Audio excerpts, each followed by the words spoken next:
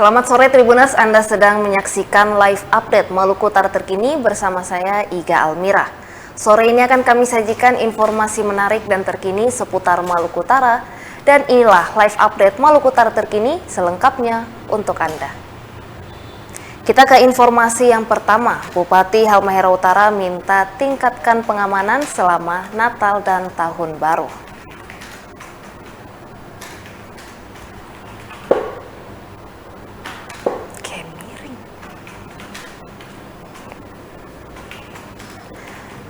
Bupati Halmahera Utara Frans Manari meminta polisi untuk meningkatkan pengamanan selama Natal dan Tahun Baru.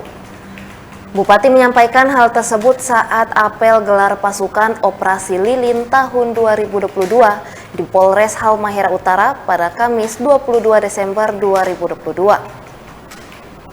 Operasi Lilin 2022 dimaksudkan untuk pengamanan perayaan Natal dan Tahun Baru. Bupati Halmahera Utara mengatakan pada perayaan Natal yang perlu diwaspadai adalah potensi terjadinya gangguan. Itu sebabnya ia mengatakan perlu adanya patroli secara rutin di sejumlah titik rawan gangguan Kamtibmas. Tidak hanya Polri, Frans Manari menghimbau agar hal ini menjadi tanggung jawab bersama.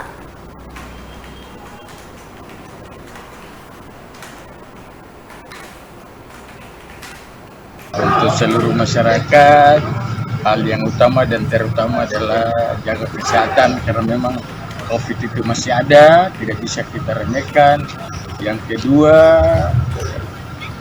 boleh ramai-ramai euforia karena hari besar, tapi juga menjaga persaudaraan agar tetap utuh, keamanan, stabilitas keamanan itu yang paling utama. Jadi dua hal, kesehatan dan keamanan.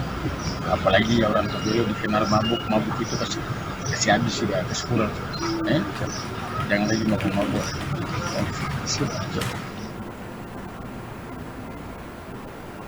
Polres Halmahera Utara terjunkan 116 personel amankan Natal dan Tahun Baru.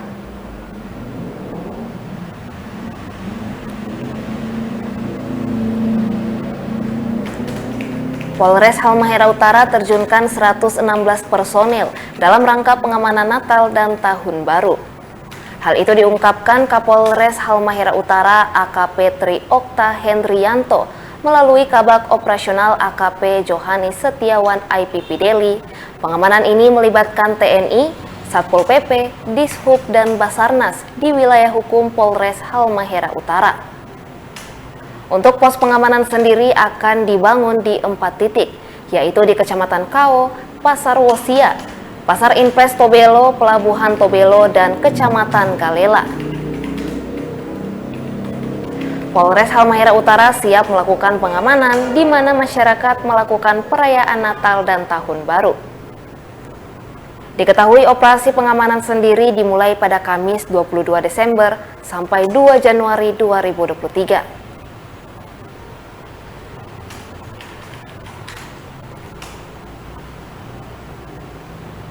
Untuk Polres Halmahera Utara, untuk pelibatan personil sebanyak 116 personil, termasuk beberapa polsek yang kita libatkan untuk pengamanan operasi lilin di wilayah Halmahera Utara. Untuk pos itu kita ada 4 pos pengamanan dan 1 pos terpadu. Pos pengamanan ini dimulai dari pos Kau, kemudian pos Pasar Wosia, kemudian pos Pasar Impres, kemudian pos terpadu itu berada di pos Pelabuhan Tobelo, dan yang terakhir itu pos Galela, pos pengamanan Galela. Untuk titik-titik lokasi? Untuk titik lokasi pos pengamanan. Nah, untuk titik lokasi pos Pamkau itu berada di wilayah Polsek Kau. Kemudian untuk pos pengamanan Pasar Wosia itu di depan Pasar Wosia, di depan Pasar Terminal Wosia. Kemudian untuk pos pengamanan Pasar Impres itu berada di samping Swalayan Galaksi. Kemudian untuk pos terpadu pos Pelabuhan Tobelo. Kemudian yang terakhir pos pengamanan Galela itu berada di wilayah Polsek Galela. Polres Kota Tidore musnahkan ribuan botol minuman keras berbagai jenis.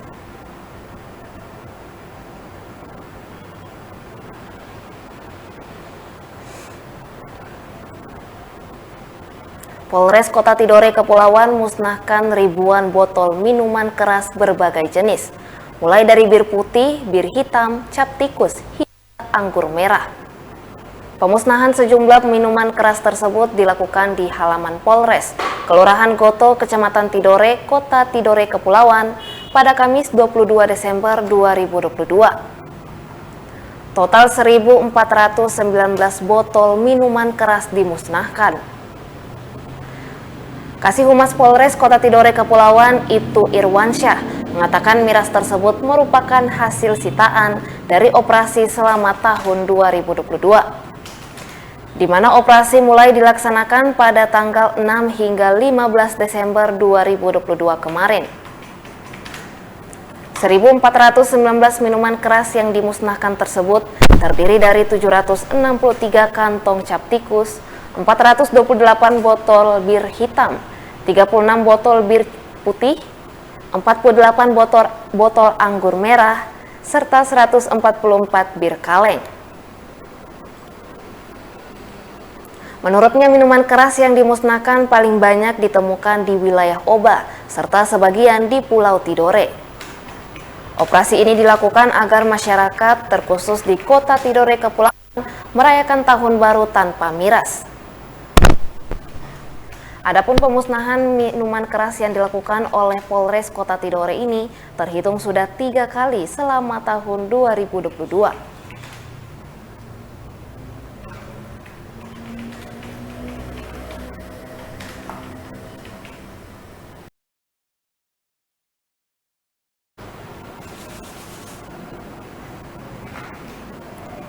Pemda Morotai bagikan ribuan kado Natal pada warga di 6 kecamatan.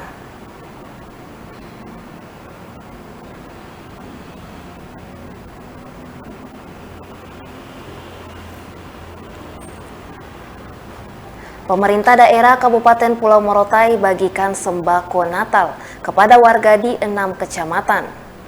Pembagian sembako secara simbolis diberikan langsung PJ Bupati Kabupaten Pulau Morotai, Muhammad Umar Ali, didampingi Kepala Dinas Sosial Al-Fatah Sibua dan Kepala Dinas Pariwisata Kalbi Rasid. Pembagian sembako tersebut dihadiri oleh ratusan warga berlangsung di Desa Sabatai Baru, Kecamatan Morotai Selatan.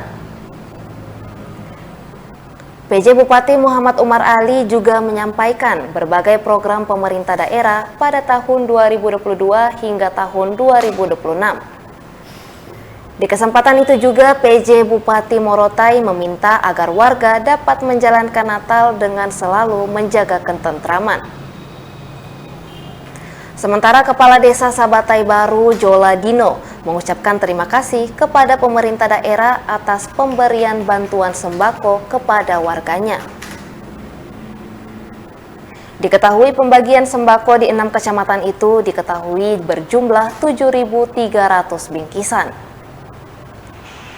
Dengan pembagian sebagai berikut: Kecamatan Morotai Jaya sebanyak 1.411 bingkisan, Kecamatan Morotai Selatan sebanyak 997 bingkisan, Kecamatan Morotai Selatan Barat sebanyak 1.191 bingkisan, Kecamatan Morotai Timur sebanyak 893 bingkisan, Kecamatan Morotai Utara sebanyak 1.381 bingkisan, serta Kecamatan Pulau Rao sebanyak 1.427 bingkisan.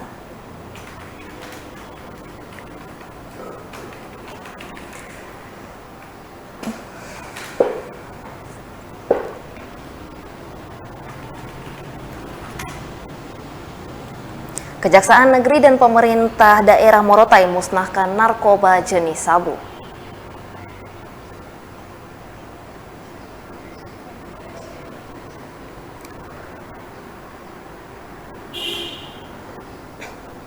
Narkotika jenis sabu dimusnahkan pihak Kejaksaan Negeri Kabupaten Pulau Morotai. Pemusnahan narkoba jenis sabu itu bersamaan dengan barang bukti serta barang rampasan lainnya dari perkara tindak pidana umum tahun 2022. Di antaranya alat hisap narkotika, 11 lembar pakaian, 1 lembar spray, 1 buah flash disk merek Caviar dengan kapasitas sebesar 2 GB. Kemudian 1 saset berisikan narkotika jenis sabu dengan berat bruto 0,07 gram. Pemusnahan itu berlangsung di halaman kantor Kejari Morotai, Desa Muhajirin, Kecamatan Morotai Selatan pada Kamis 22 Desember 2022. Dimusnahkan juga 1 botol miras jenis cap tikus, 1 nota reservasi kamar hotel, 9 lembar kertas rekapan togel, 1 lembar kertas sio togel, 1 buah toples, dan 1 buah senjata tajam. Kasih Pengelola Barang Bukti dan Barang Rampasan Kejari Morotai Zulkurniawan Akbar mengatakan kegiatan pemusnahan barang bukti adalah salah satu dari kegiatan penyelesaian setiap perkara yang sudah berkekuatan hukum tetap. Diketahui kegiatan ini dihadiri oleh Kejari Morotai Sobeng Suradal, PJ Bupati Morotai Muhammad Umar Ali, Sekretaris Daerah Efre Vidara, dan Forkopimda.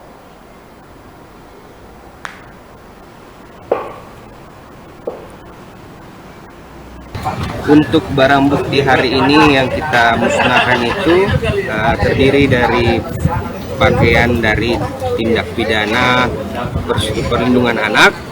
Selain itu ada juga narkotika jenis sabu, kemudian ada juga alat-alat yang digunakan oleh para pelaku pada kasus penipuan, dan ada juga kasus togel. Itu Pak, untuk jenis sabunya berapa gram?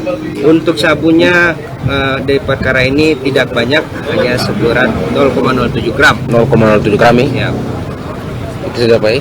ya itu saja. Ada sekitar berapa kasus?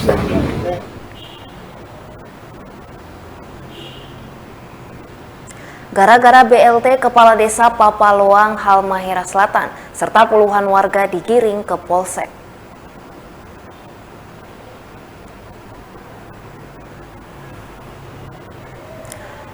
Puluhan warga desa Papaloang di Halmahera Selatan mendatangi rumah Kepala Desa untuk mempertanyakan sisa penyaluran BLT tahap 3 dan 4 pada Rabu 21 Desember 2022 tadi malam.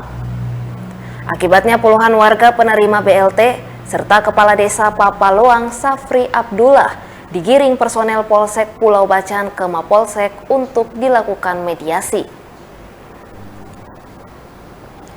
Kepada Tribun Ternate.com, Kapolsek Pulau Bacan Ibtu Reo Febri Wiratama mengatakan dari hasil mediasi, Kepala Desa Papaloang mengakui dirinya menyalahgunakan anggaran BLT. Diketahui untuk BLT tahap 1 dan 2 telah dibagikan kepada warga, namun BLT tahap 3 dan 4 tak terrealisasikan dan digunakan Kepala Desa untuk keperluan pribadi. Namun Kapolsek mengatakan dalam mediasi itu Safri Abdullah menyatakan bakal berupaya mengembalikan anggaran tersebut. Jika tidak, ia siap diproses hukum. Kapolsek juga menyebut anggaran BLT tahap 3 dan 4 yang digunakan senilai 290 juta rupiah. Meski begitu, proses lanjutan atas pengakuan itu dikembalikan ke Inspektorat Halmahera Selatan maupun lembaga hukum lainnya. Dalam mediasi tersebut diwakili sejumlah warga penerima BLT, Kepala Desa Papaloang, dan beberapa perangkat desa.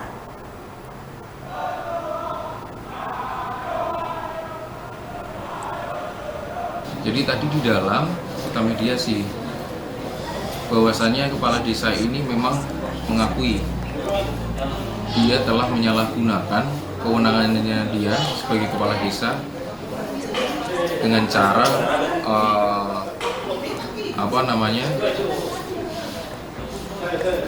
menggunakan anggaran yang seharusnya menjadi hak masyarakat melalui BLT itu.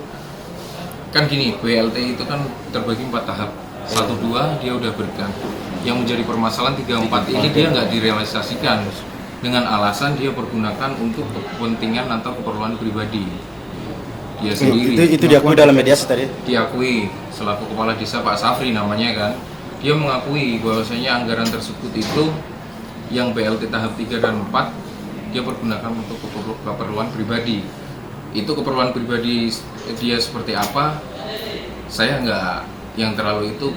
Pada dasarnya memang dia mengakui bahwa itu salah juga. Terus langkah berikutnya akan gimana? Kemudian saya tanya masyarakat. Kemudian masyarakat setelah mengetahui penjelasan daripada kepala desa ini, apa yang akan disampaikan? Masyarakat bilang, tanya secara detail dan lain sebagainya, bahwasanya 3-4 ini udah dicairkan, tapi kenapa kok tidak sampai ke masyarakat haknya tersebut. Kepala desa jawab bahwasanya dia pakai untuk keperluan pribadi. Nah, stop sampai situ. Kemudian kepala desa bilang, saya masih berupaya, apabila nanti upaya saya pun tidak bisa untuk mengembalikan, saya juga siap untuk diproses. Proses hukumnya? Menerima konsekuensinya seperti apa, kepala desa ini siap. Kemudian saya kembalikan lagi ke masyarakat. Dia mengakui dan dia siap bertanggung jawab. Kemudian masyarakat sudah. Jadi saya minta tolong kepada masyarakat yang mewakili daripada masyarakat Papaloang yang hadir dalam mediasi untuk sampaikan ke masyarakat yang lain penjelasan kepala desa tadi. Dia mengakui dan dia siap bertanggung jawab. 999 peserta P3K Tenaga Kesehatan di Halmahera Selatan tinggal menunggu hasil.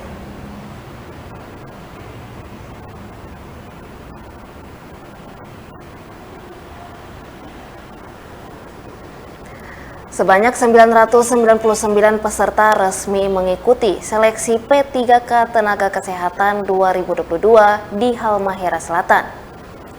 Seleksi ini dilakukan di Aula Kantor Bupati Halmahera Selatan selama 3 hari dan telah berakhir pada Selasa 21 Desember kemarin. Kepada Tribun Ternate.com, Sekda Halmahera Selatan Saiful Turuy mengatakan, model seleksi yang dilakukan adalah berbasis Computer Assisted Test atau CAT, di mana para peserta bisa melihat langsung hasil kerja mereka setelah menjawab setiap soal yang disajikan. Untuk formasi jabatan seleksi P3K Tenaga Kesehatan sebanyak 1.060, namun yang terdaftar hanya 999. Karena tidak sesuai formasi saat mendaftar, di mana administrasi mereka tidak lengkap sehingga tak capai jumlah. Sedangkan untuk P3K Tenaga Guru di Halmahera Selatan saat ini tahapannya sudah selesai. Seraya menambahkan pengumuman hasil seleksi P3K Tenaga Kesehatan dan Guru akan diumumkan pada Januari 2023.